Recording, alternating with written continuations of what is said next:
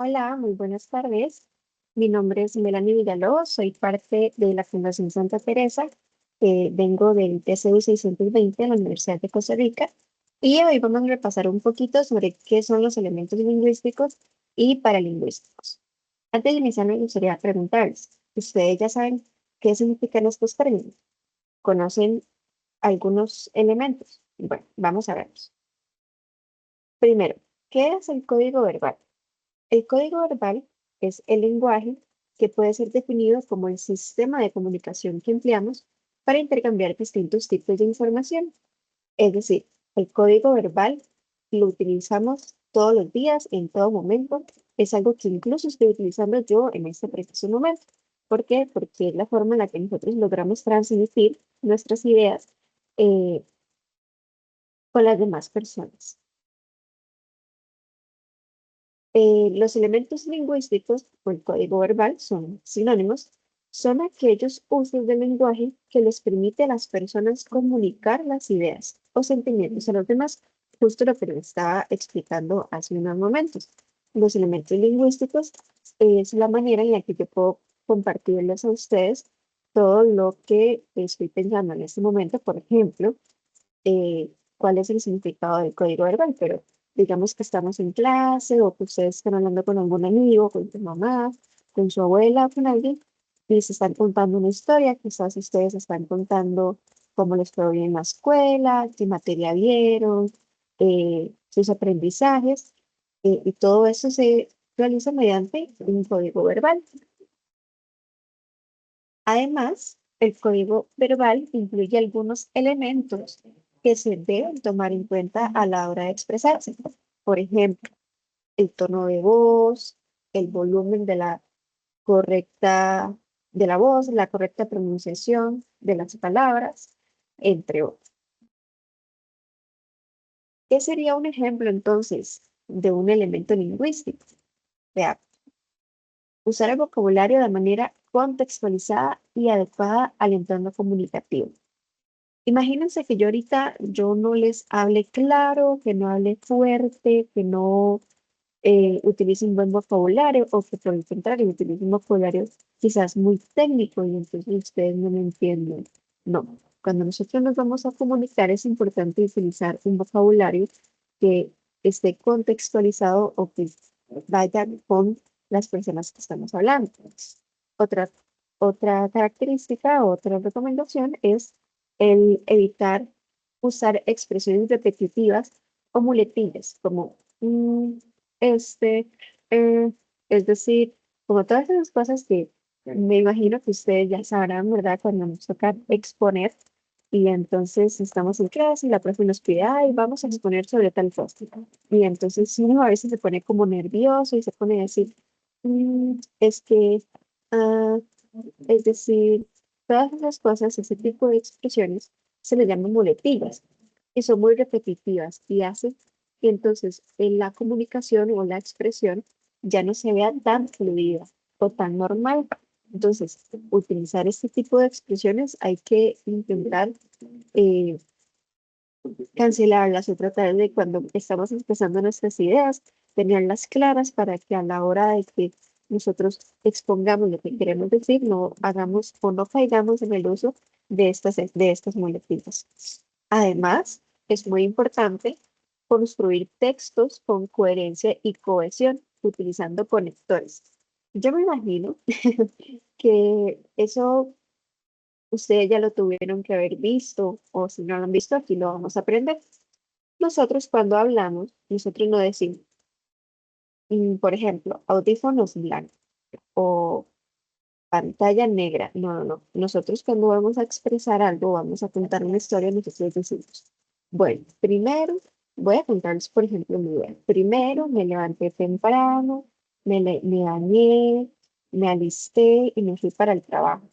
Y entonces, o ustedes podrían decir, me levanté temprano, me cepillé los dientes, eh, tuve un desayuno, luego me fueron a dejar a la escuela, a las 7 de la mañana tuve por primera clase, no sé, la clase de español, por ejemplo, o después de esto tuvimos educación física, ve, nosotros vamos construyendo nuestras ideas o comunicamos lo que estamos pensando de forma coherente. O sea, tiene que ir en orden.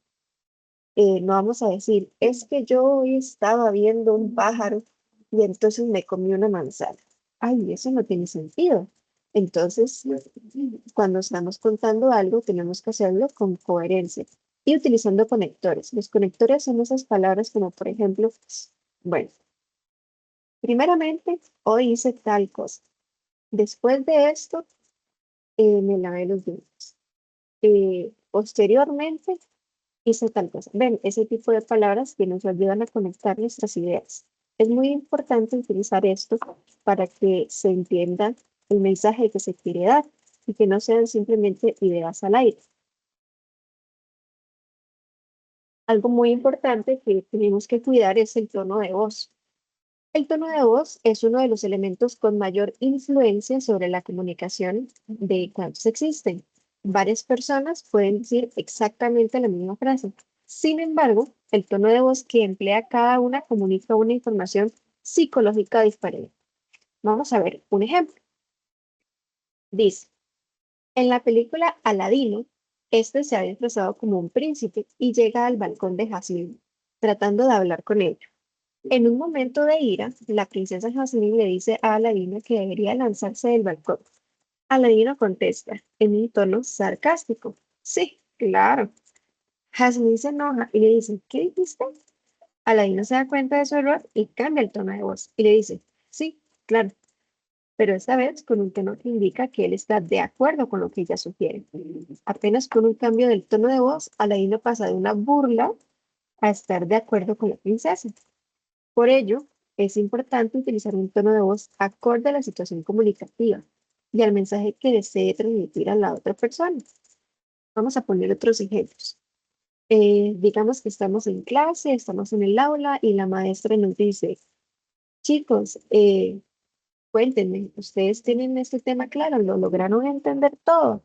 Y entonces digamos que yo respondo, sí, con ese tono de voz, ¿ustedes qué dirían? ¿Que sí entendí de verdad o que estoy mintiendo? Estoy mintiendo, ¿cierto? Porque no se me escucha segura al hablar. Estoy diciendo, sí, se me entiende que realmente no entendí, que no le estoy confirmando correctamente a la maestra si entendí o no. En cambio, si ella vuelve a preguntarlo y digo, sí, maestra, entendí, se nota muy claro el sentido por el que dije esa frase. Entonces, el tono de voz es muy importante a la hora de hablar. Además de que también tenemos que tomar en cuenta hacia quién nos estamos dirigiendo. Por ejemplo, yo en este momento, quizás no sé cómo me estén escuchando, pero sé que estoy hablando para pocas personas o incluso, bueno, lo estoy haciendo a través de mi computadora, entonces no tengo que hablar tan fuerte. Por supuesto que tengo que gesticular bien, pero no es tan necesario que utilice con mi tono de voz más fuerte que existe. Por el contrario, cuando estoy tal vez en un auditorio o le estoy exponiendo a más personas, es importante que nosotros tomemos en cuenta que aunque yo estoy hablando a la primera fila, por decirlo así, los que están en la última también tienen que poder escucharme. Entonces, tengo que aprender a utilizar un tono de voz adecuado para que incluso las personas que estén al final o en el fondo de la habitación puedan escucharme correctamente. ¿Cómo se marca el tono de la voz? Bueno, algunos elementos que marcan el tono de voz son el timbre, la intensidad del sonido, la velocidad de la dicción, la claridad, la proyección, etcétera. Nosotros cuando hablamos y principalmente cuando estamos dirigiéndonos a un público más amplio, es importante también ser claros cuando estamos hablando, que la velocidad no sea de que voy a hablar así de algunos elementos que marcan, no, porque entonces no se me va a entender. Tenemos que hablar despacio, que se nos entienda. Tampoco es algunos elementos, no, porque parece que lo estás diciendo como aburrido. como que no quieres estar ahí. Es importante que tener una correcta velocidad, que se entienda lo que estoy diciendo, sí, pero que tampoco sea tan lento, que sea muy claro y que la proyección sea la correcta. Ahora, ¿se debe tomar en cuenta algún otro aspecto? ¿Ustedes qué opinan? Bueno, por supuesto que sí. La pronunciación es muy importante. Es un elemento importante en la expresión oral, aunque no interrumpe una comunicación. Si no se realiza correctamente, puede llegar a dificultar el proceso comunicativo y la interacción entre los hablantes. ¿Esto qué quiere decir? Bueno, que si nosotros estamos hablando, por ejemplo, voy a darles un caso, me pasa mucho con mi papá, de que estamos hablando y tal vez le digo, ¿qué vamos a hacer mañana por la tarde? O ¿qué vas a hacer mañana por la tarde? Y entonces él me dice, pero, ¿entendieron? No, yo tampoco. Entonces, pronunciar correctamente es muy importante para que la otra persona o las otras personas nos logren comprender correctamente. Lo que quiso decir ahí fue, voy a ir a jugar bola, pero como lo dijo rápido y con una pronunciación vaga, dijo, pero, ven, casi no se entiende. Entonces es importante pronunciar las cosas correctamente para que los demás no, para que no tengamos malentendidos, porque muchas veces esto se presta a que existan malentendidos con las otras personas. Eh, Algunas recomendaciones para la pronunciación es que trata siempre de pronunciar correctamente las palabras, hablar a un ritmo adecuado para que quien te escucha comprenda bien el mensaje que deseas transmitir. Ahora bien, tenemos también el código no verbal. El código no verbal son aquellos elementos no lingüísticos como la risa, el llanto, los gestos, las mímicas, etcétera, que forman parte de la comunicación y acompañan el mensaje verbal presencial. También se les dicen elementos paralingüísticos. Estos son los elementos paralingüísticos. ¿Ustedes sabían eso? Bueno. Dentro de los elementos paralingüísticos tenemos los signos. Los signos son objetos o fenómenos materiales que, natural o convencionalmente, representan y sustituyen a otro objeto o señal. Un signo puede ser una palabra, una imagen, un olor, etc. Existen signos táctiles, verbales, no verbales o visuales. Por ejemplo, el signo de interrogación. Aquí tenemos unos ejemplos de algunos signos que existen, como por ejemplo los signos aritméticos. ¿Ustedes saben cuáles son los signos aritméticos? Son los signos que utilizamos en la clase de matemática, por ejemplo, cuando queremos hacer sumas o queremos hacer restas, dividir o multiplicar. Otro signo es el signo del dólar, pero bueno, también tenemos nosotros el signo del colón, ¿verdad? Los signos de las diferentes monedas que existen en el mundo. Esos son signos. Los signos de interrogación, o bueno, los signos que se utilizan al escribir, como por ejemplo las puntuaciones, los signos de exclamación, esos son signos también. Los signos se dividen en símbolos y señales. Vamos a ver.